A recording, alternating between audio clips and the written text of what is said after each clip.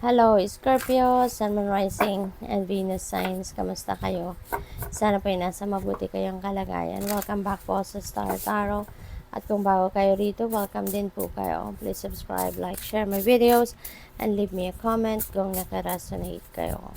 Scorpio, first message ninyo, your soul shines. Wow. So, napakaganda naman kasi ibig sabihin nito na parang magiging masayang masaya kayo.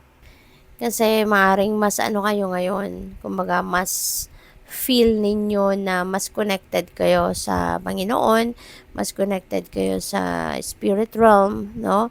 Yung ganon. Kaya parang iba yung pakiramdam eh.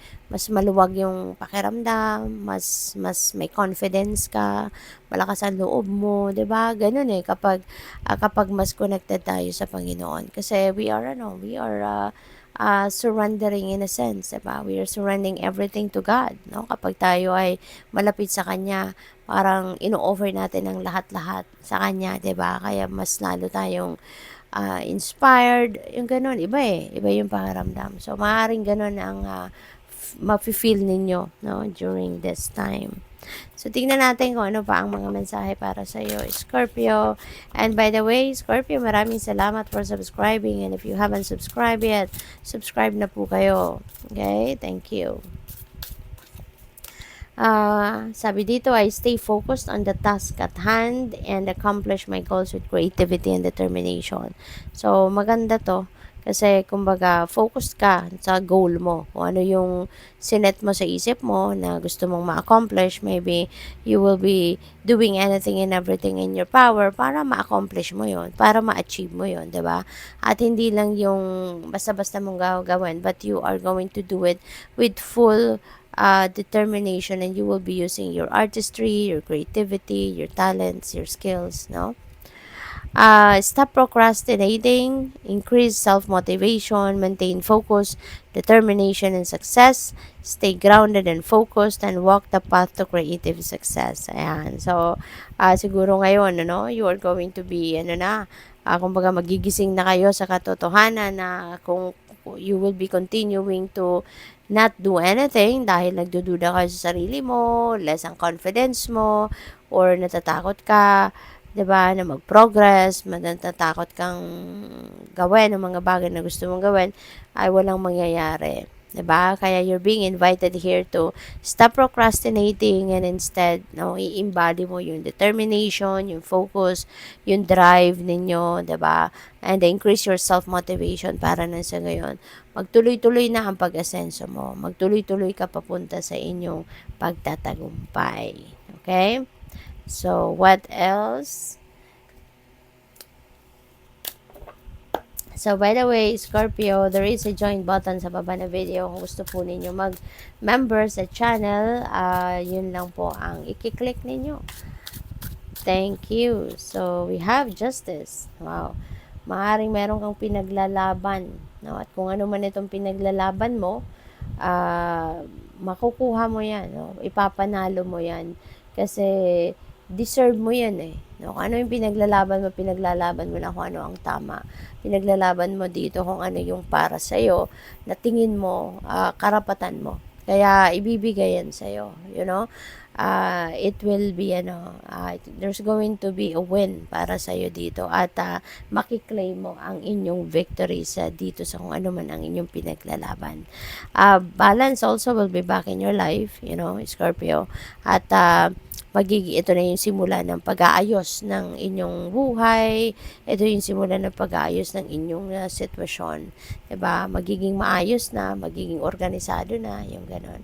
So, what else? We have Ace of Swords. Wow. So, tagumpay.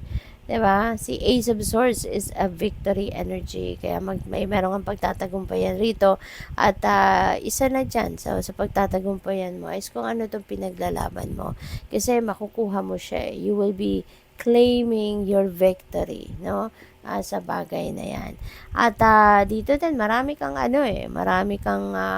makukuha na bagong idea, may mga bagong malalaman ka na mga impormasyon na makakatulong sa iyo na maging malinaw ang inyong kaisipan, magiging malinaw ang takbo ng isip mo, yung ganon. Kaya you will be seeing a clear direction, of where you are heading sa buhay. So, what else? We have Queen of Swords. Ayan, so, cleaning up, no? Feeling ko dito,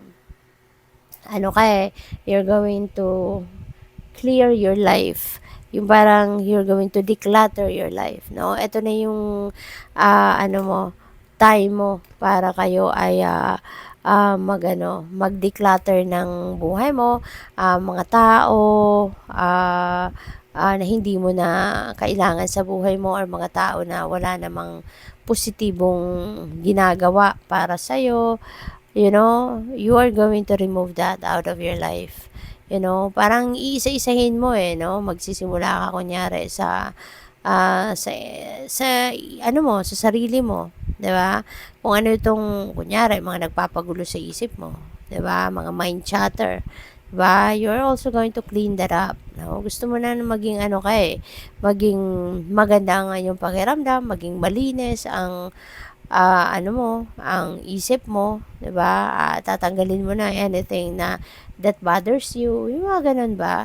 Yung negative ang effect sa iyo, gagawin mong lahat na maging positibo, So you are definitely going to head towards a new life dito na gusto mong organisado, malinis, positibo, tama lang, yung ganon. Kaya kung ano man yung mga negative things, negative people na meron ka sa buhay mo, aalisin mo ng mga yan. So, what else? We have Chariot. Ayan. So, you're moving on. No? You're moving on. Talagang meron kang tagumpay dito na makakamit. At yung nasa isip mo, kung anong gagawin mo, mga susunod mong gagawin, you are going to work on it, no, para mapagtagumpayan mo din sila. 'Di ba? Lalo na ngayon, nagaling ka sa progress, or I mean galing ka sa success, kaya mas highly motivated ka na pagtagumpayan ang kung ano pa man ang susunod mong mga gagawin, no?